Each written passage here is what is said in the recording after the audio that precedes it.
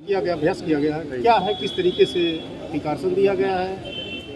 ये आज यहाँ पर जो मॉक ड्रिल किया गया है वो अभी रिसेंटली हॉस्पिटल्स हो भी रही हैं और एक वैसे सर्कुलर भी हुआ है कि एक बार इसकी जो भी तैयारियां हैं उसको ज़मीन पर एक बार चला करके देखने के लिए किया गया है। उसी क्रम में यहाँ पर एक मतलब ब्लास्ट को सिमुलेट किया गया था। उसमें फिर ये हुआ था कि ब्लास्ट लगने पे जो हमारे रिस्पॉन्डिंग टीम्स हैं, जैसे अग्निशमन की टीम होती है, मेडिकल की टीम होती है, जो हमारे सुरक्षा बल हैं, जो पुलिस है और जो एनसीसी है हमारी, उन सबको एक साथ कोऑर्डिनेटेड तरीके से कार्रवाई करवाई गई। जैसा कि आपने देखा होगा, उसको कवर भी किया होगा। मुख्य रूप से ये है कि जब कोई इस प्रकार की घटना हो तो उसके बाद वाली कार्रवाई हमने अभी कवर की है, जिसमें बचाव और अधिक नुकसान रोकने के विषय में कार्रवाई की जाए। इसमें हमें आर्मी से हमारे कर्नल साहब भी यहाँ पर आए हुए हैं और हमारी पूरी पुलिस टीम थी, हमारी फायर टीम थी। आपने देखा होगा जो एंटी फायर सूट वगैरह का भी डेमो करवाया गया था उसमें, क्योंकि उसके साथ वो लोग फ्लेम्स वगैरह में निकल करके निकाल सकते हैं। साथ ही ग्रीन कॉरिडोर की भी टेस्टिंग करवाएगी, ताकि कोई, जैसे ये शहर का मिडिल का एरिया है गांधीनगर, इसलिए यहाँ पे किया गया, कहीं से भी हो तो तत्काल अस्पताल पहुँचाने के लिए, की सामान्यतः भीड़ रहती है, उसको जल्दी से इवैक्यूएट करने का वो किया गया। इसी के साथ शाम को एक मॉक ड्रिल की जाएगी जो कि ब्लैकआउट के विषय में की जाएगी, वो भी इसी क्षेत्र के आसपास कराया जाएगा।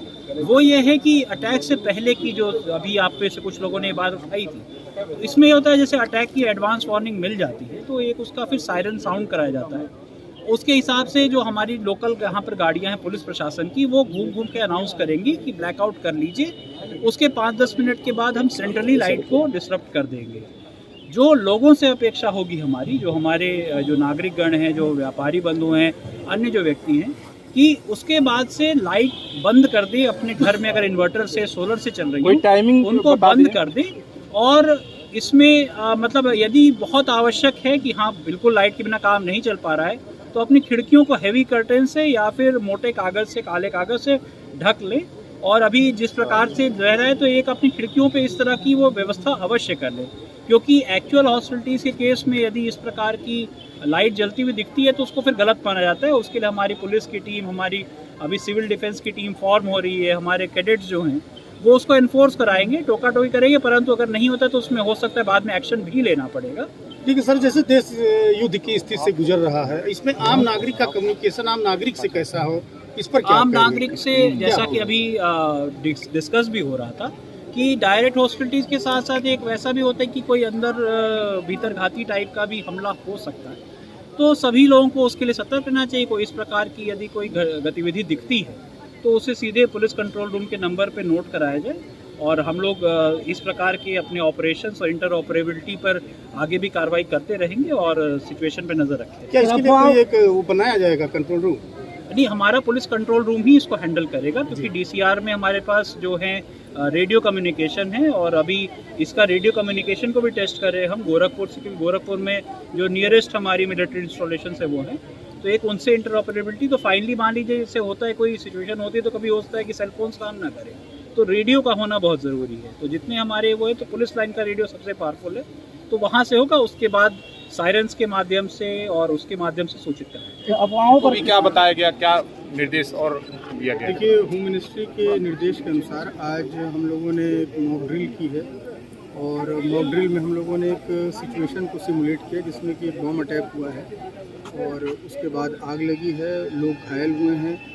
किस तरीके से हमारी जो फायर टीम जो है वहाँ पहुँचती है, लोगों को रेस्क्यू करती है, किस तरीके से सीन ऑफ क्राइम को घेरा जाता है, ग्रीन कॉरिडोर बना के पेशेंट्स को तुरंत अस्पताल पहुँचाया जाता है, फिर अस्पताल में डॉक्टर्स किस तरीके से तुरंत रिस्पॉन्ड करके उनका इलाज करते हैं ताकि जान माल का नुकसान कम से कम हो। और सभी एजेंसियाँ जो हैं, इंक्लूडिंग एनसीसी के जो हमारे जवान हैं, ये सभी लोग किस तरीके से कोऑर्डिनेटेड एक्शन करेंगे, इसके बारे में आज एक लाइव ड्रिल लोगों को दिखाई गई है।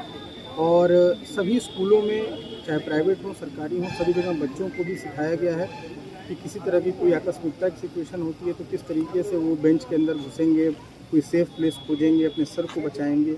तो लोगों को अवेयर भी किया गया है, और तमाम तरीके के जो हमारे संगठन हैं, व्यापार मंडल हैं, मीडिया के बंधु हैं, सभी के माध्यम से लोगों तक अपील भी जारी कराई जा रही है कि लोग सजग रहें, कोई भी संदिग्ध वस्तु या व्यक्ति को देखें तो उससे अलर्ट हो जाएं, लोगों को इन्फॉर्म करें।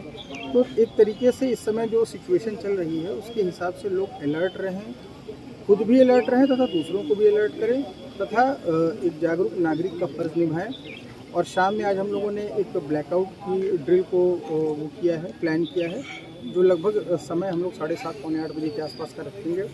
लोगों से अपील यही रहेगी कि इस समय पूरा कोऑपरेट करें। ये एक लाइव एक तरीके से आपका वो होगा कि लोगों को फिज़िकली और मेंटली प्रिपेयर करने के लिए कि अगर कोई एयर स्ट्राइक होती है या कोई इस तरह की आकस्मिकता आती है तो लोग अपने जो है लाइट्स को बंद कर लें ताकि वो इजी टारगेट ना बने। और इसके लिए हम लोगों ने पूरी प्लानिंग कर रखी है। सेंट्रली जो पावर डिस्टर्ब करने की प्लानिंग कर सकती है, जो इमरजेंसी सर्विसेज हैं वो जनरेटर पर उस समय चलेंगी। और बाकी सभी पब्लिक से अनुरोध है कि वो किसी भी तरीके की कोई भी अनावश्यक लाइट उस समय नहीं